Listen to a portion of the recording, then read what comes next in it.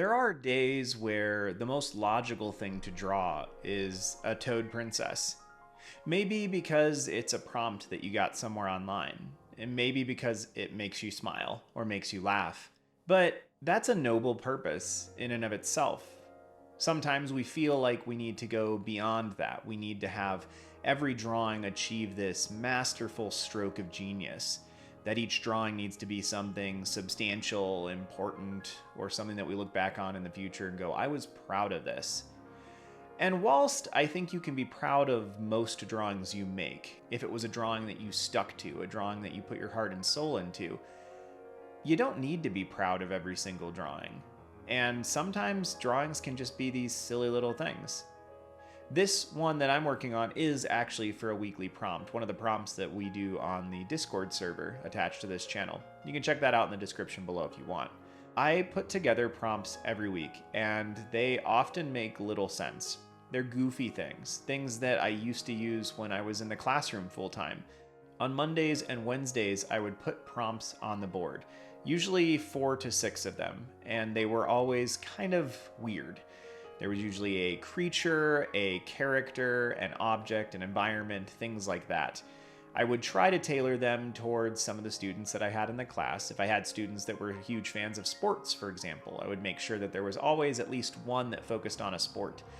I tried to do this because it was a really low-stress, easy way for us to start our class period. When you come into a drawing period, it can sometimes be a little bit anxiety-ridden because you have expectations on yourself, maybe expectations you feel like the teacher or the parents have put on you. But when you start with a toad princess, when you start with a weather-controlling machine, it takes some of the stress away. And so I've tried to bring that now into the Discord server, and I try to embody that when I do a lot of my own drawings, because these kinds of silly little things dismantle some of the stress of big projects and things that we think need to be really sophisticated. And the funny part is that a lot of the time these lower stress drawings turn out really well, and they're really entertaining and they're funny, and they do make people laugh or smile. Perhaps making people laugh or smile is not what we think of when it comes to making art. But I don't think that there's any reason why it shouldn't be. If you think about your artwork and the purpose behind it, actually just do that. Take a moment and think about what the purpose of your artwork is. I'm going to do the same. I'm recording this. I don't have this portion scripted. When I try to create things, I think most of the time my goal is to have people think that it's cool. My own opinion is obviously the one that I'm gearing towards most, right? I want to finish something that I feel is cool. But if I'm sharing something with someone else, generally I want them to be like, oh my goodness, that's really cool. That's a fun thing. This goes for my paintings, for my drawings, for my sketchbook sessions, all those kinds of things. But why isn't my goal to get people to smile? And obviously smiling is different than laughing. You can make a really sweet thing, something that's really cute that could make somebody smile. And then obviously you can make somebody laugh by doing something goofy or weird or comic bookish or actually humorous in its very nature. This toad princess that I'm working on is kind of goofy. It's a funny idea, and she's cute and weird, and it's a fun drawing to work on. One that will probably make you smile. And that's a noble purpose. So even though this highbrow, sophisticated goal was not where I was aiming with this piece, it kind of achieves it anyway. And it's an interesting notion. What is the purpose behind your artwork? What are you looking to get as a reaction from other people? That's really what I mean by this in this sketchbook session, at least. I would love to hear from you in the comments below, though.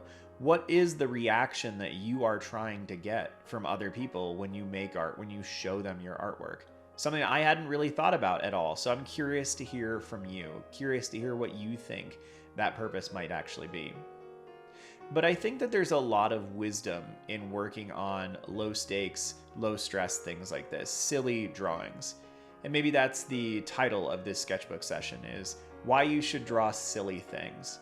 Because it's fun, and it brings a smile to my face when I do it, and it probably brings a smile to your face when you do it as well. My daughter is 5 years old. She is obviously learning how to draw, learning how to write, all these kinds of things. And she loves making funny little drawings, and they crack her up, and she loves sharing them with us. There's a lot of things like this that we do as children that we kind of lose out on as we get older. Sometimes it's a person who maybe meant well in our life and maybe didn't, that tells us that you should stop doing that. That's childish. I mean, I've been guilty of saying those kind of things to kids as well, and I try to be really, really cautious about it now that I'm older and I'm more aware, and especially with my own kid. I try not to tell her, like, that's a childish thing, you shouldn't do that, because A, it's demeaning. It's saying that this is childish and therefore bad, and childish is not bad by nature. It's just a lower level of maturity and sometimes tied into a sense of naivety about the world. And frankly, if you're raising a kid, don't you kind of want them to be naive to some things as they're growing, or as long as possible? The world's a cruel place, and it seems like obviously they're going to be exposed to that. You shouldn't shelter them entirely. There is a beauty in preserving some of that childish naivety, because what comes alongside that we often forget as jaded adults is joy, is curiosity, is innovation and inventiveness. Kids are endlessly creative because, frankly, in a lot of ways, the world hasn't beaten them down yet.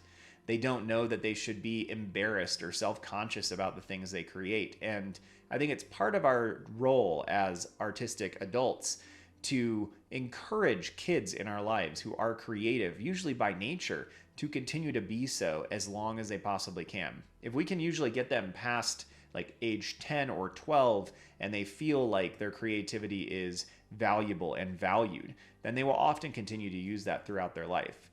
What we find psychologically, and this is stuff that I uncovered and learned about in my undergrad when it came to childhood psychology, is that usually it's about third or fourth grade in the US. That's about 7 to 9 years old. And in that time period is when students and kids start to compare themselves really heartily and really harshly to their peers. And if they can get through that period and still enjoy creating things, still enjoy being innovative, usually they'll preserve that for most of their life. So if you have kids, that age seems to be, for most of them, the crux. That's the protect at all costs to make sure that they don't feel judged and invalidated for their creative tendencies. If you can get them through that, usually they'll be okay for the rest of their life. And so I guess all of this is coming from this idea that you shouldn't gear your art away from childish things, because childish things are not in their nature bad.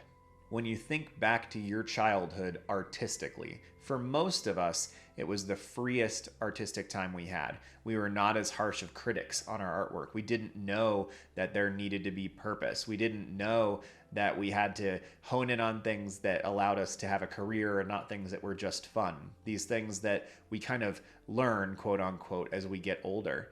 There was fewer pressures upon us as children.